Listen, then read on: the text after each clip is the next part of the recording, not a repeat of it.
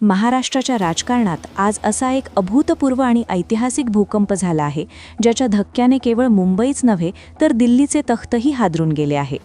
गेले अनेक महिने सुरू असलेल्या राजकीय शहकाटशहाच्या खेळात आज एक असा डाव टाकला गेला, ज्याची कल्पना कदाचित मोठ्या राजकीय विश्लेषकांनाही नव्हती.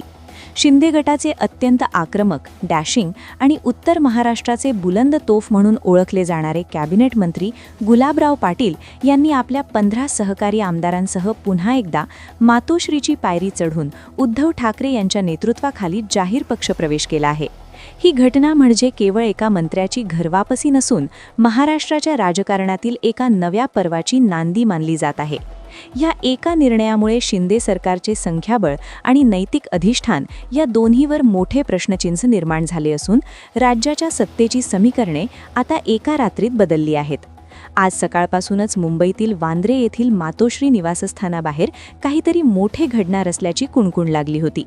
परिसरातील सुरक्षा व्यवस्था अचानक वाढवण्यात आली होती आणि शिवसैनिकांची गर्दी हळूहळू वाढू लागली होती.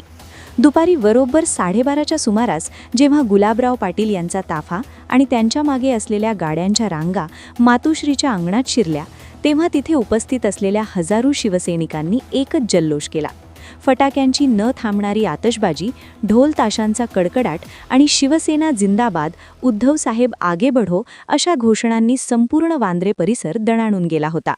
ज्या गुलाबराव पाटलांनी 2 वर्षांपूर्वी बंडखोरी करून वेगळी वाट धरली होती, तेच गुलाबराव आज अत्यंत नम्रपणे पण तितक्याच ठामपणे मातोश्रीवर दाखल झाले. त्यांच्यासोबत असलेल्या 15 आमदारांच्या चेहऱ्यावरही एक वेगळीच समाधान आणि आत्मविश्वास पाहायला मिळत होता. उद्धव ठाकरे यांनी स्वतः या सर्व नेत्यांचे स्वागत केले. हा क्षण राजकारणाच्या पलीकडचा आणि कौटुंबिक भावनेचा होता. गुलाबराव पाटील यांनी उद्धव ठाकरेंच्या पाया पडून आशीर्वाद घेतले आणि त्यांच्या हाती पुन्हा एकदा शिवबंधन बांधले गेले. या पक्षप्रवेशानंतर मातोश्रीच्या गच्चीवरून शिवसैनिकांना संबोधित करताना गुलाबराव पाटील यांचा तोच जुना धारदार आवाज पुन्हा एकदा ऐकायला मिळाला. त्यांनी अत्यंत भावूक आणि तितक्याच जळजळीत भाषणात आपल्या मनातील खदखद व्यक्त केली. ते म्हणाले की सत्ता येते आणि जाते, पदे मिळतात आणि जातात, पण ज्या पक्षाने आणि ज्या नावाने आम्हाला ओळख दिली त्या शिवसेनेच्या मूळ विचारांची फार काळ फारकत घेणे आम्हाला शक्य नव्हते. शिवसैनिकांच्या मनातील संताप आणि जनतेची भावना आम्ही जवळून अनुभवत होतो. म्हणूनच आज हा धाडसी निर्णय घेण्याची वेळ आली आहे. 15 आमदारांनी दिलेली ही साथ म्हणजे केवळ आकड्यांचा खेळ नसून ती विचारांची लढाई आहे, असेही त्यांनी ठणकावून सांगितले. या एका घटनेमुळे मुख्यमंत्री एकनाथ शिंदे यांच्या नेतृत्वाखालील सरकारसमोर आतापर्यंतचे सर्वात मोठे घटनात्मक आणि राजकीय संकट उभे ठाकले आहे. मंत्रिमंडळातील एक महत्त्वाचा आणि जनसंपर्क असलेला मंत्री 15 आमदारांना घेऊन बाहेर पडल्याने सरकारचे बहुमत धोक्यात आले आहे. राजकीय वर्तुळात आता आकडेमोड सुरू झाली असून विरोधी पक्षांनी मुख्यमंत्र्यांच्या राजीनाम्याची मागणी लावून धरली आहे. ज्या पद्धतीने हे 15 आमदार एकाच वेळी फुटले, त्यावरून हे नियोजन गेल्या अनेक दिवसांपासून अत्यंत गुप्तपणे सुरू असल्याचे स्पष्ट होत आहे. या बंडखोरीमुळे शिंदे गटात उरलेल्या आमदारांमध्येही आता अस्वस्थता पसरली असून पुढचा क्रमांक कोणाचा अशी धास्ती सत्ताधारी गोटात निर्माण झाली आहे.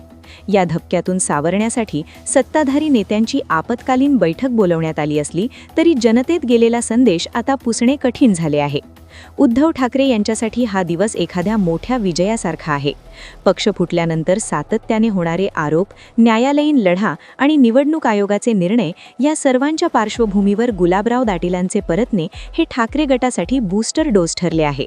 उद्धव ठाकरे यांनी यावेळी बोलताना स्पष्ट केले की शिवरायांच्या विचारांशी आणि सामान्य शिवसैनिकांच्या रक्ताशी गद्दारी करणे आम्हाला कधीच मान्य नव्हते.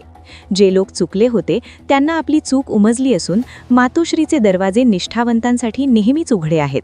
या घडामोडीमुळे केवळ मुंबईतच नव्हे तर जळगाव, खानदेश आणि उत्तर महाराष्ट्रात ठाकरे गटाची ताकद एका रात्रीत कित्येक पटीने वाढली आहे. आता ही लाट उर्वरित महाराष्ट्रात कशी पसरते याकडे सर्वांचे लक्ष लागले आहे. एकूणच महाराष्ट्राच्या राजकारणात आज झालेला हा महाभूकंप येणाऱ्या विधानसभा निवडणुकीचे वारे कोणत्या दिशेने वाहणार हे स्पष्ट करणारा आहे. गुलाबराव पाटील आणि त्यांच्या 15 सहकाऱ्यांच्या या ऐतिहासिक पक्षप्रवेशाने सत्ता संघर्षाला एक नवा आयाम दिला आहे. आता सरकार वाचवण्यासाठी काय हालचाली होतात आणि उद्धव ठाकरे या मिळालेल्या संधीचे सोने कसे करतात यावर महाराष्ट्राचे भविष्य अवलंबून असणार आहे. हा केवळ एका दिवसाचा कार्यक्रम नसून राज्याच्या सत्तेच्या पटलावरचा हा सर्वात मोठा मास्टर स्ट्रोक मानला जात आहे, ज्याचे पडसाद येणाऱ्या अनेक दशकांपर्यंत उमटता राहतील. मातोश्रीच्या अंगणात सुरू असलेला हा जल्लोष केवळ मुंबईपुरता मर्यादित नव्हता, तर त्याचे पडसाद अवघ्या काही मिनिटातच जळगावच्या गल्लीबोळापासून ते गडचिरोलीच्या जंगलांपर्यंत उमटले होते.